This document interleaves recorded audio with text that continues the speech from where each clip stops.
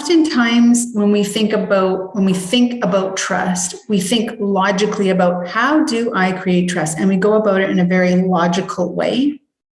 However, what's uber important is to align logic with emotion, with intuition, and be able to pay attention to all of the cues that we experience when we're interacting with other people.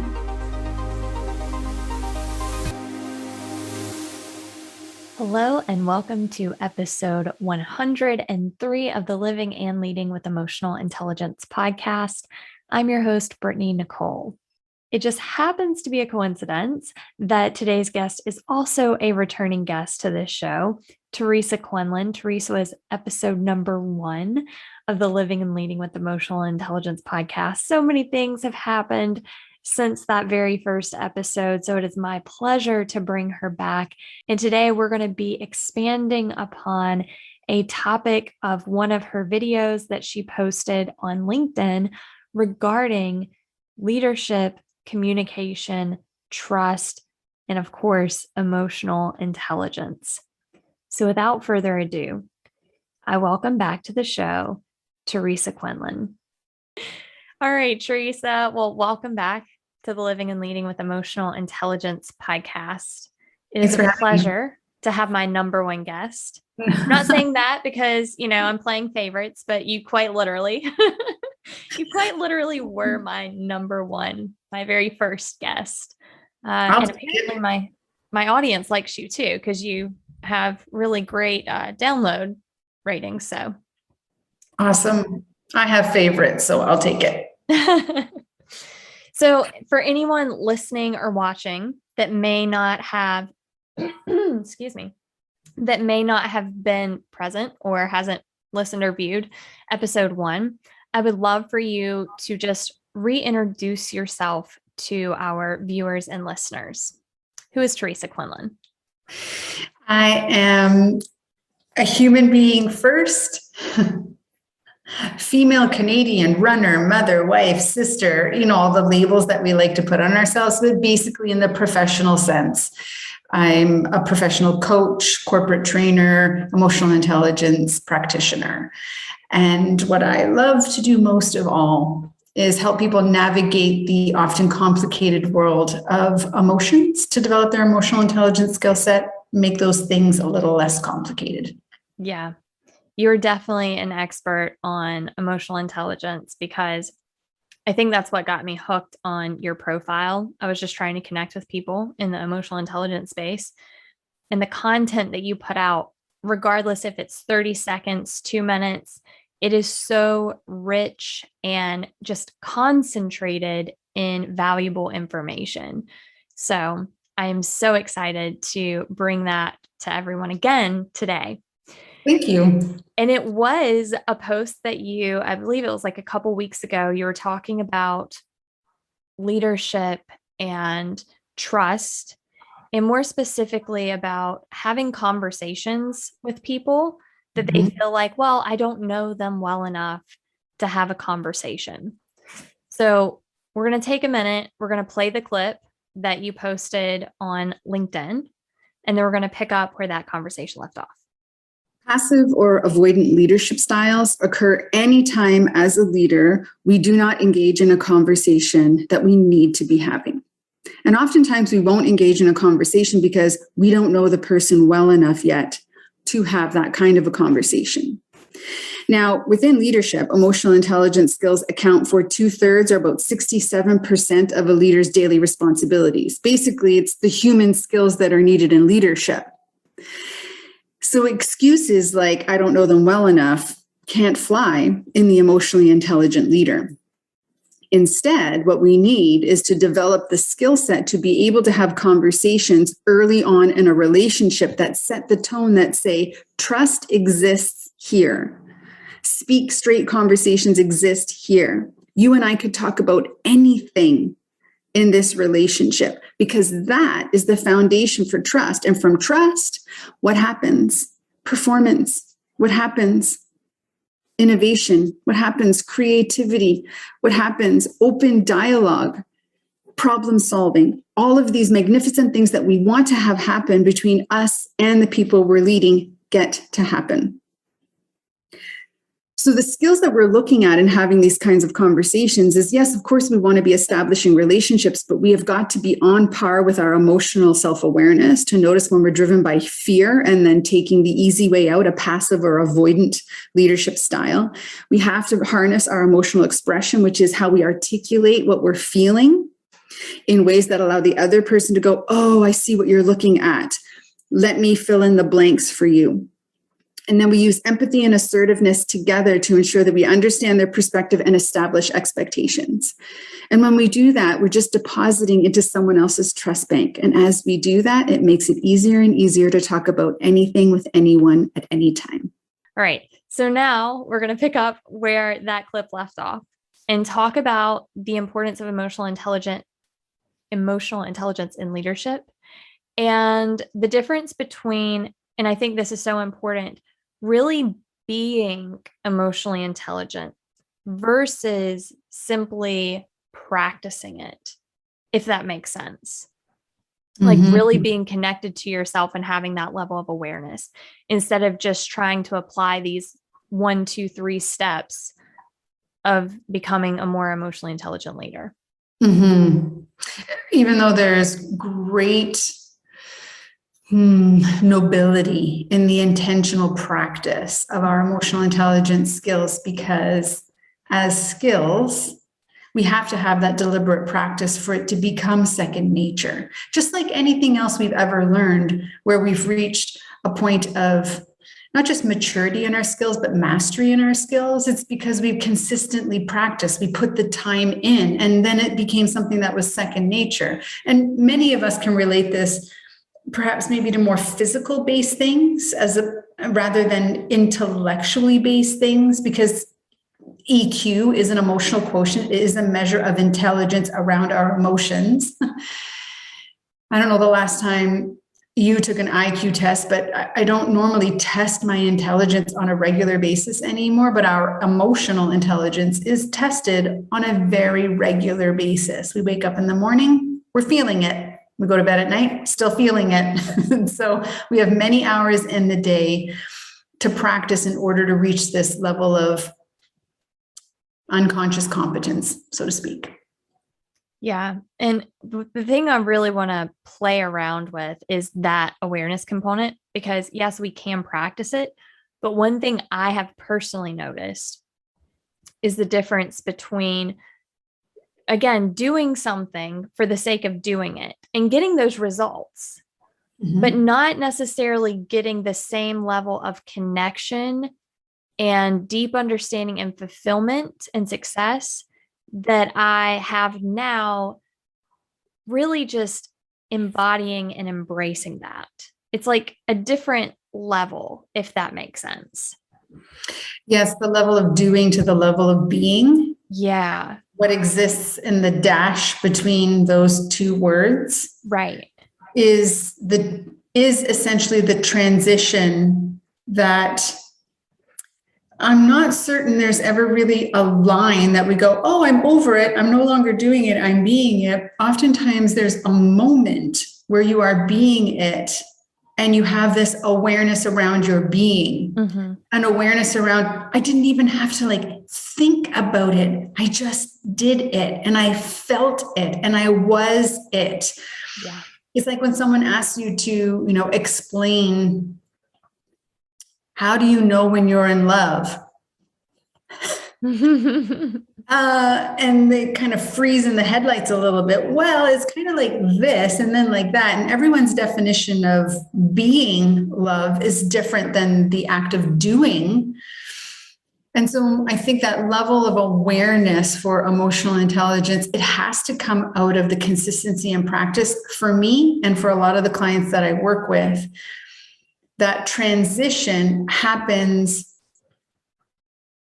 when a heck of a lot more of the programmed narrative thinking, basically the narrowness of their beliefs has really expanded.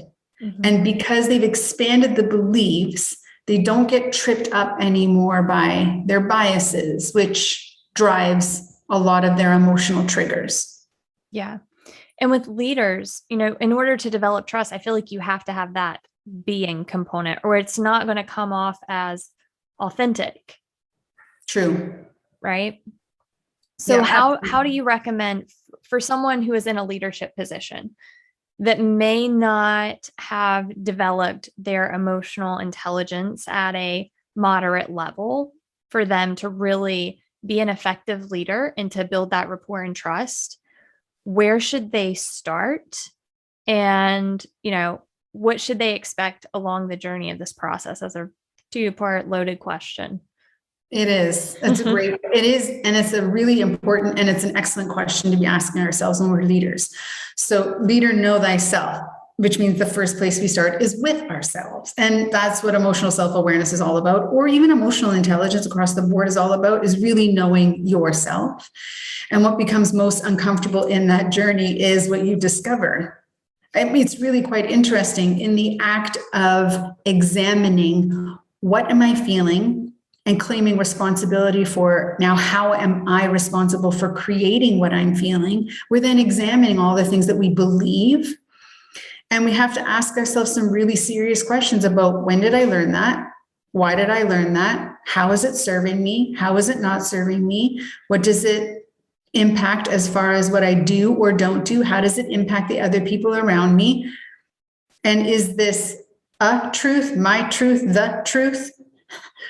And so a lot of that exploration is really uncomfortable, because we end up not just examining, but challenging a lot of the things that we may have believed for a really long time, recognizing that it doesn't serve us as a human being, and then asking ourselves to expand that belief, drop that belief, whichever direction you want to go. And we either expand to include all beliefs, or we lose attachments to all of them. Personally, I find it a little bit easier to expand to include all than to remove and have none.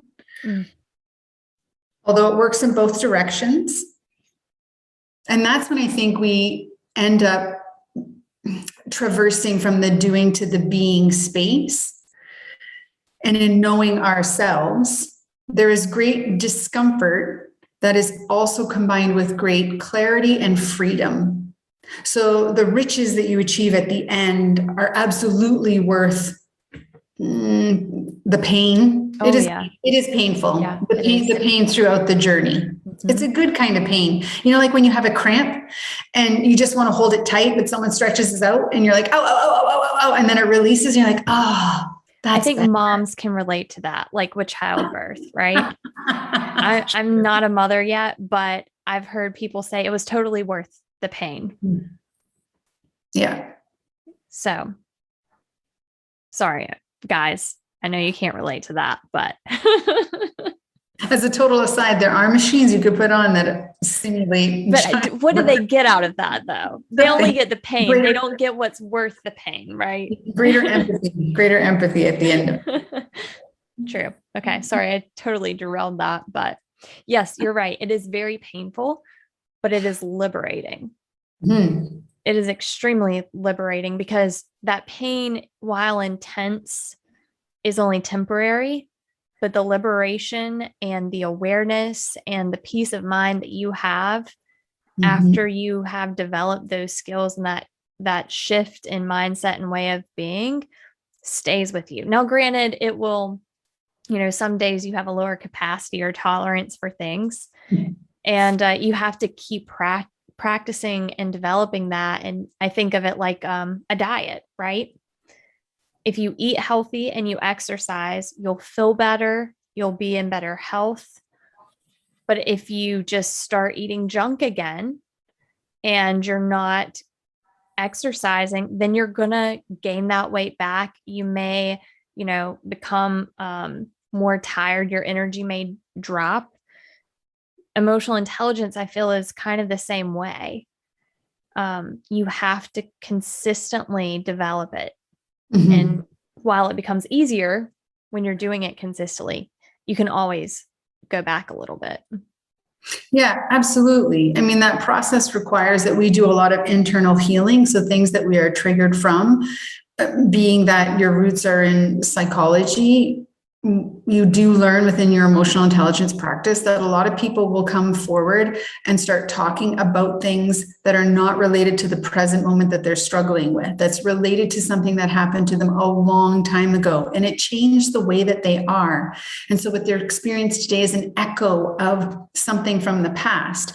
Yeah. Being able to help them to emotionally explore that, not inside the world of psychology, because as an emotional intelligence practitioner and a professional coach, I have no space in the world of psychiatrics.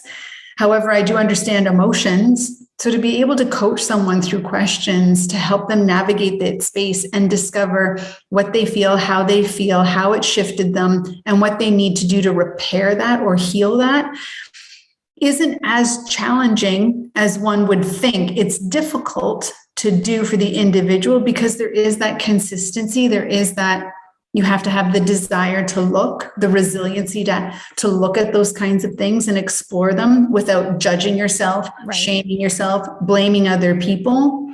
I mean, there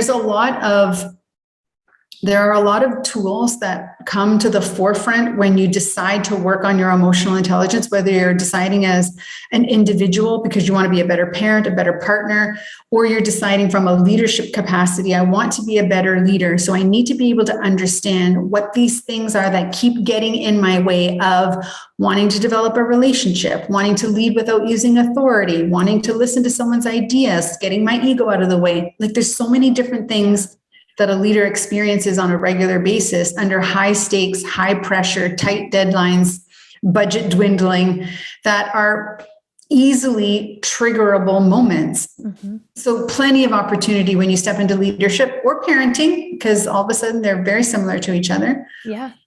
That allows opportunity to explore the self deeper and deeper and deeper. Yeah. And talk about stripping away certain beliefs. I think it has been conditioned in us to find that external reason for why we, or find an external source of blame. Mm-hmm. We've been conditioned. We've been conditioned to never show our emotions. We've been conditioned to feel bad for feeling certain emotions or having certain thoughts. So, like you said, you have to kind of reverse all of those social scripts so that you can start to explore without judgment and without that shame. Yeah, got to call BS on a lot of the stuff, or at least challenge it a little bit. What if it's only 98% true? What I believe right now, that means there's 2% opportunity for something else. What might be the else? So how do you work with your clients, especially in the leadership space? Because again, your post was about building that trust. And I feel like you have to trust yourself first, right? So how do you go about helping them create that? What would you call that? Like, I want to say a safe space. They're building trust within themselves so they can trust others. Hold on, let me clip that, take that completely out of this conversation because I just got lost in my head there. I liked it. I thought that was actually really good. Maybe from the inside it didn't sound like it made sense. The inside it sounded like a jumbled mess. But if you want to roll with that, maybe you're emotionally intelligent enough to decipher what was just bouncing around in my head like a ping pong ball. Well, and what I heard you say was, how do you help a leader trust themselves so they can create the space of trust for others? Yeah. See, I love you because you can articulate things so well. You said it. I'm just paraphrasing. Yeah. You paraphrased. You took about a chapter of a book and put it into like a paragraph. Thank you. You're welcome. My pleasure. So that's the power of coaching, is you really got to strengthen your listening to be able to say, what did they just say in all of that? And 99% of the time, not the percentage really means anything about it, but 99% of the time when I'm working with leaders, it's always about relationships. And so to this particular clip, I was engaging with all of my one-on-one clients that week. And every single one of them wanted to talk about a relationship, which meant they weren't having a conversation that they needed to have. And every single one of them was unsure how to have it. And every single one of them, when I asked why, it's like, well, basically in a nutshell, didn't trust that they would say the right thing so the other person wouldn't feel and insert a particular uncomfortable emotion.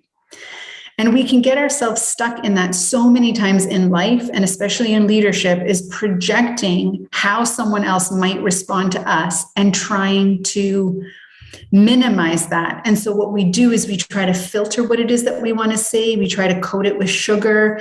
We try to massage it in a way that makes it more palpable. And while all of those things can actually be helpful, we end up actually watering down what it is we want to say. So the balancing point is being able to be articulate about what you want to say and say it in a way that doesn't destroy the other person, because that's inevitably what we're trying to do, is not destroy them. However, in the process, we cannot avoid that they might feel something about it, because it's a human being. They're going to feel something about it. Right.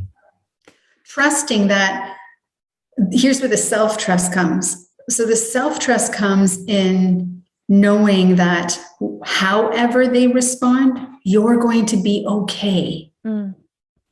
So the fear that lives behind, what if they get angry at me? Okay, what if they get angry at you? Well, what will I do? What do you usually do when people get angry at you? Like, it seems so silly. It seems so funny to like hear the questions back again. But generally, when we replay parts of our conversations, it'll be like, I can't believe I said that. Like, why? Why can't you believe you said that? It sounds so silly to hear. Well, it isn't silly. It's very real and it's very true, because that's the experience you're having, or that's the experience you're creating in the moment. So now let's take a look at, how are you creating that experience? Not why you're creating it, but how. What are the thoughts that you join together, the beliefs that you join together, the feelings that you're having to create this bubble that says, I cannot do this. I'm afraid of that. I have to do this. And once we start to sort of pull the threads and pick them apart, then we eventually get to the root cause of what really is the problem. And right. The problem is always projecting a future state that looks terrible instead of projecting a future state that looks fantastic, or refraining from projecting any future state. So with that, because you're right, we can create all of this stuff in our heads, these narratives. And at the same time, we have to realize that regardless of how well we articulate something, that doesn't mean that the other person isn't going to misconstrue that based on their own filters and projection. If they're feeling insecure, if they're feeling less than or on the defensive, then you could say something in the most emotionally intelligent way possible, and they still may react in a very emotional, hostile way. Mm-hmm. Right? And so it's also checking in with yourself, realizing that sometimes it's not about us, it's about them, and pushing the pause button and trying to find the hidden need or message behind their reaction. Right? Yes, part of our ability to articulate what it is that we're experiencing means that we're going to have to then spend some time listening to how and what the other person is experiencing. So even in your description of, I say something, the other person misconstrues it. It's as if to say they're in error. So one of the things we need to challenge about ourselves is that they're in error. Mm-hmm. They're simply creating their own experience. Mm-hmm. And to them, it's true. Mm-hmm. To me, I might notice, that doesn't look like they know my intention. Yeah. Because I think if they knew my intention was that I care about them and I want them to succeed, they might not be using whatever it is they're using as far as their thought process goes, because they look really angry and upset. And usually people don't get angry and upset when someone else is caring about them. So it's not that they're misunderstanding me. They don't know what it is. Perhaps I didn't communicate it. I'm just assuming they would know that I care about them. Or maybe my body language doesn't say I care about you. Or maybe the fact that I keep glancing over at my phone doesn't say that I care about you. Or maybe the words that I use didn't really convey I care about you because I did one of the massaging techniques to help it sound palpable. So I left out a bunch of feeling words instead of actually keeping them in the conversation. So this interesting mix of I come with all of my stuff and you come with all of your stuff. And each of us tries to claim responsibility for each other's stuff, tries to blame each other for our own stuff. Like a lot of that happens when two people come together, and being able to go, one, recognize that that has a possibility of happening. Two, being emotionally intelligent to manage your own stuff, catch the thoughts that might contribute to misconstruing or to giving non-generous assumptions of people's intention or character. By having the personal competence and then social competence and our emotional intelligence, we're better capable in those moments, as long as you have one person who is, to de-escalate it and end up having a conversation. So this particular post came out of a conversation with a leader of leaders who was saying, I've got 3 leaders of leaders and 2 of them are knocking out of the park. And the other one I'm really struggling with. And I'm actually really struggling to even have conversations with them.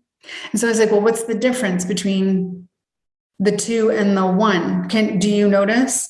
Do the 2 have something in common? And the 1, oh yeah, the 2 have X, Y, and Z. The 1 doesn't have those things. And how much time have you spent with the 2 compared to how much time with the 1? Oh, known them for years, only known them a short period of time. So is it fair to say that the 1 doesn't have these things? You barely know them. Right. We're making an assumption because I haven't seen them, they don't have them. But so recognizing assumptions we make to fill in gaps. I don't know about you, Brittney, but it takes me a while to really get to know someone. I've been with my husband for almost 20 years now. We're still getting to know each other.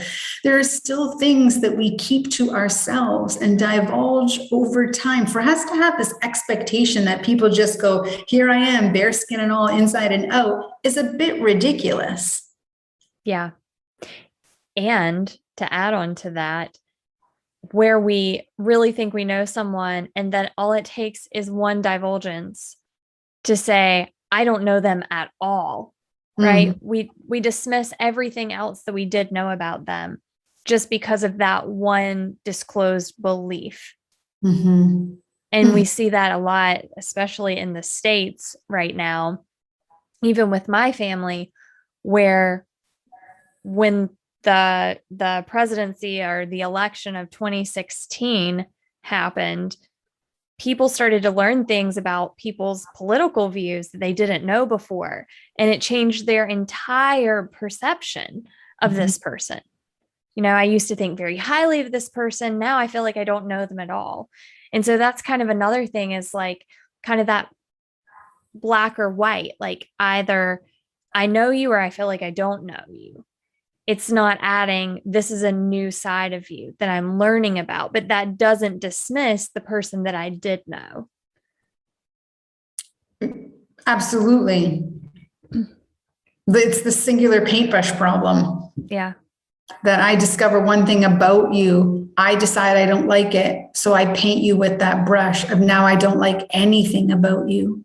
And it's really conflicting for us to live in the assumption that we have to like everything about everyone, or we have to learn to tolerate. I'm going to use the word hate. I strongly dislike, AKA hate, the word tolerate, because for me, I load it with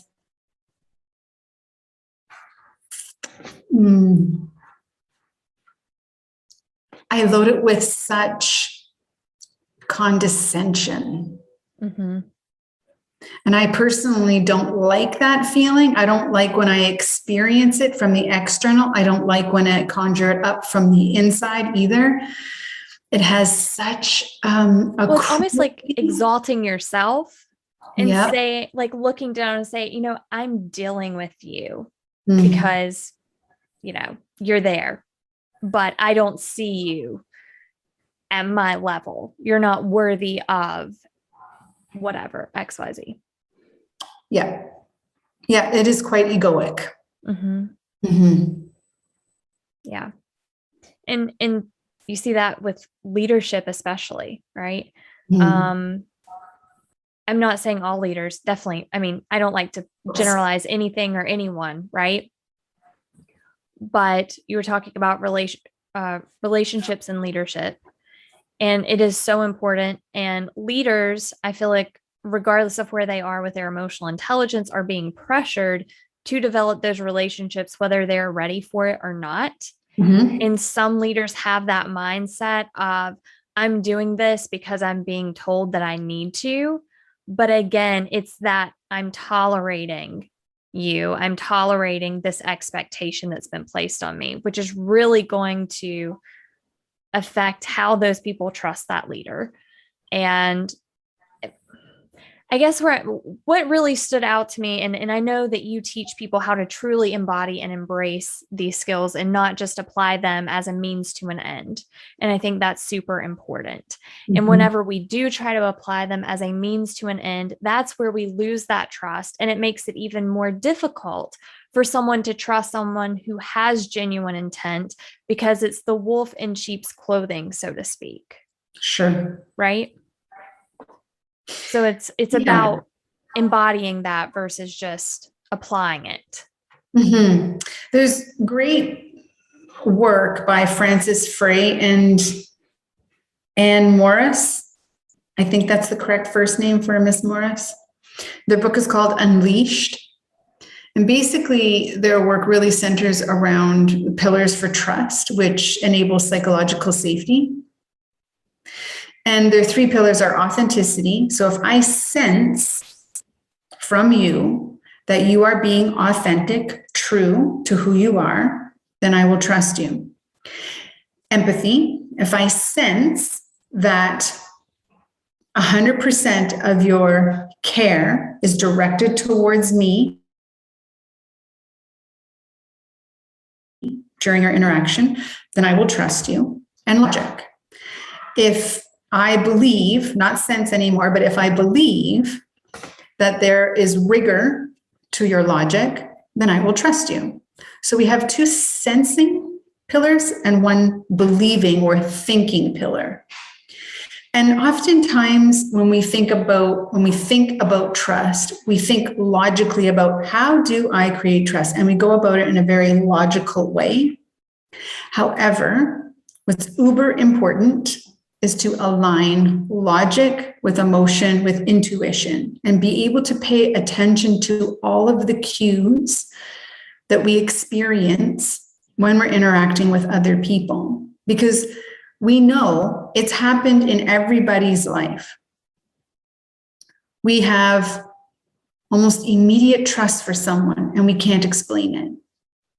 I've told them things I've never told anyone before. I don't know what it was. I just trusted them. Well, yes, you do know what it was. Just think about it for a second, feel it for a second, intuit it for a second, and then articulate it. And you'll know exactly what it was. And in all likelihood, it's one of these three pillars. What I also love about their work is that you can usually identify for you as an individual, which one of the pillars is usually wobbly for you. That's how they describe it. Because for each of us, it usually is one pillar is wobbly for us. And if we can explore that and close the gap, then what we'll be doing is we'll have better skills in creating trust with people. Now, to your point about the wolf in sheep's clothing, is for most people, empathy is the wobbler. that 100% of my care, my attention is dedicated to you, which means we have to remove the self from the equation. So when we look in the workplaces and we wonder why we might be struggling with empathy in our culture, then we have to look at what our leaders are experiencing, not just in the workplace, but also in life in general. And empathy might be something that they're not experiencing on a regular basis. So it's become something that's difficult to express on a regular basis. Yeah. And never mind the systems set up within many organizations. Many are knocking it out of the park and nailing all of this because they're dedicating the time and effort to it. But many organizations are not. And a lot of their systems are flawed in that they keep promoting people over and over and over and over again. And even those people are like, how did I end up here? I have no business being a leader. They know it. The people that they're leading know it. Yeah. And yet they're forced to be in that particular position. Yeah. And there's Just a lot. Yes, that's right. And so there's a lot of things that really do contribute to trust, lack of trust. Yeah. Should I be a leader? I don't want to be a leader. How do I get out of this? How do I stay in it? Like there's so many things that are going on to be able to narrow it down to like, it's this thing. It's just not possible. My friend, he's been at Wells Fargo for almost 20 years now.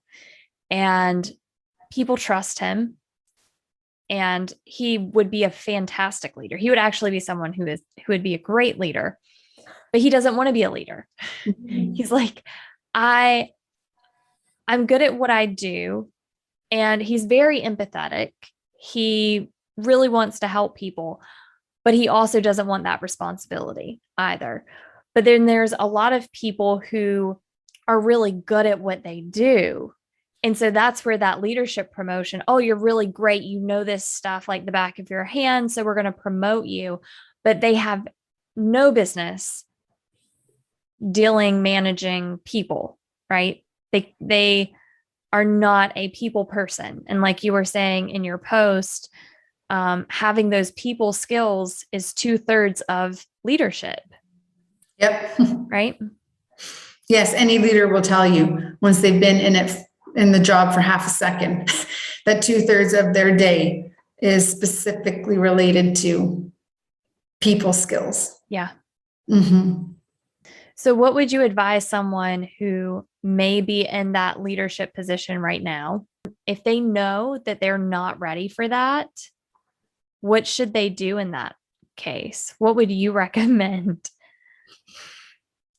Well, when we self-identify that we're lacking in skills, whether they're technical, intellectual skills, or they're emotional intelligence type skills, like closing the gap is what we would do. If I was a leader and I'm lacking a technical skill, how long would it take for me to close that gap? I'd be closing that gap really quickly. Why is it so different on the human skill side? Most often because we're allowed to get away with it. So if I'm self-identifying, for anyone listening who's in a leadership role and they're self-identifying as, I'm not so good at those trust-building, empathy, human skills, where do I want to start? Well, start with self. So get to know yourself. When do you withhold things like empathy and compassion and kindness? And just start to keep track of when you withhold it. Mm-hmm. And in all likelihood, you'll start to notice a trend. So either you'll start to notice a trend in the type of people, the type of circumstances, the things that you're thinking about it, and then you've got some ammunition. Because once you start to know yourself, when you withhold the things that you want to be doing to be a more effective, impactful leader, then you can start to examine each one of those things and decide what you want to do about it. Perhaps you need to expand a perspective. Perhaps there's a skill that you're just not using. Perhaps you want to deepen a relationship with someone. You know what? I'm really judgmental of that person because this is what I think of them. Is that even true? Where's the evidence that that's true? In all likelihood, it's not true. It's just my opinion. And then you start to gain some speed in noticing that it actually isn't that hard. Because a lot of us have skills. We're just selective when we use them. Right. One thing I've noticed working with specifically entrepreneurs, and I'm sure executives are similar to this. It's more of those high achieving folks. They get frustrated because people aren't performing at their level. They want to create these mini-me's. And so they get frustrated because they say, well, this person isn't reaching their full potential. I know they could do so much more. But how are you rating their potential? Are you rating it based on your potential, like the ability that, or the amount of effort that you would be putting in, the amount of hours you'd be putting in? What if they're reaching their 100%? Yes, excellent questions to ask. Because generally we follow what we know. And since most of us started preschool, we've been stack ranked to a standard, and that's how we've been measured. And so when we step into leadership, we repeat what we know. We stack rank to an expected measure rather than coaching the individual and measuring output, not input. So in as much as possible, we tailor our leadership to the individual. And that's only as possible as how many tools I have as a leader. If I only got one tool, I'm probably only going to be able to lead one type of person, the one that's just like me. So I'll hire people that are just like me. And then I get output that's just like me. And that very quickly stalls an organization or a department. I'm not a huge fan of assessments just because of the way that people use assessments. I think there's great value in certain assessments. It's more of the after you administer the assessment, how do you use it? But I believe, and I could be wrong on the name of this because it's new to me, precision index. Does that ring a bell to you? Yeah. And I was speaking to some new friends of mine who administer that, and they were going over my profile, and I was like, this is really spot on for me. And they were talking about how they teach leaders not to create these expectations for people that doesn't match how they perform naturally, right? So if someone is, very, and it's similar to the DISC, right? And so a lot of IDs will expect the C's to be more like, give me the bullet points, I need it now. Whereas some people really need all the information you can possibly give them before they feel comfortable making that decision. And I really think leaders should continuously strive to mold position to fit the person versus mold the person to fit that position. Yes, and standard deviation is really, I think what you're talking about is when we have such a narrow definition of this is what it looks like, how it looks, then it's really hard to get people to fit into that mold. When we allow for standard deviation, then what we get is generally the best out of the individual. So the accommodation, we're looking at accommodations. In an organization, sometimes accommodations are difficult because then you have people looking from the outside and saying things like, why does Teresa lead her people in this way? I don't lead my people in this way. Well, the question is like, why don't you lead your people in that way? Why do we all have to lead our people in the same way? That makes no sense whatsoever. Yeah, but her people get to do X, Y, and Z. Okay. And what comes after that? Why is this a problem? It's a problem because some of my people are seeing what they're doing and they want the same thing. Okay, I'm still not sure what the problem is. And we have to dig super deep into these conversations before we get the thought or the bias related to leading. And as soon as you can pinpoint that bias, you go, so that's the thing that's holding you back as a leader, is that you believe people should punch in at 9, punch out at 5, take a 30-minute break, do X, Y, and Z for you in this way. When you put the box so strictly formed, You're going to have individuals that will not flourish and be well in that. And so you're going to have to know how to deal with the unwellness. And if you don't know how to deal with the unwellness, those people are going to start looking for someone who will and who can. And then they're going to start demanding it of you. And maybe I shouldn't label it as this, but it seems almost like selfish leadership because you're trying to make it easier for you as the leader by setting those boundaries, and they need to fit into your box because that makes it easier for you. Mm-hmm. Bingo. Yeah. Ding, ding. So from personal experience with working with people and also with leading people for many years, that's actually the harder way to lead. Trying to get everyone in the box that you're comfortable with is the harder way to lead because it is really hard to get people into that box. It is so frustrating and difficult. Coaching, asking people what they need, holding the expectation, asking people what they need, how they're going to achieve it, what the obstacles are, the solutions they have to those obstacles, allowing them to claim responsibility, empowering them to own the result. Sounds a lot easier, doesn't it? You just need to ask really good questions and do the thing that a lot of leaders don't like to do, which is hold people accountable. Well, and put work into yourself, right? So yes. you're relinquishing that need for, I need to have control over everyone. They need to be my little minions. And you mentioned this before, talking about how it's similar to parenting, right?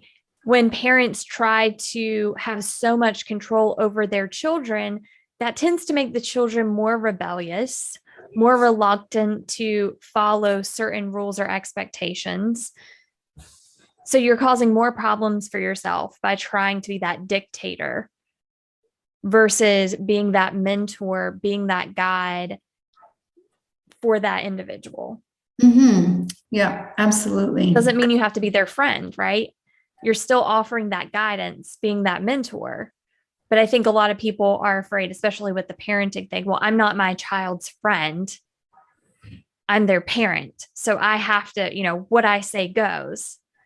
But there can be that balance of I am there to guide them and ensure that they are aware of the choices that they're making and the consequences, and kind of enlighten them to that.